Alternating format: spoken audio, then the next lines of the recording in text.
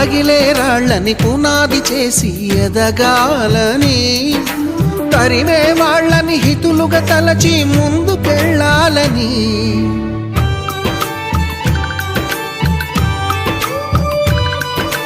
కన్నుల నీటిని కలల సాగుకై వాడుకోవాలని, కాల్చే నిప్పుని ప్రమిదగా మలచి కాంతి పంచాలని, గుండెతో ధైర్యం చెప్పెను, చూపుతో మార్గం చెప్పెను, అడుగుతో గమ్యం చెప్పెను. నేనున్నానని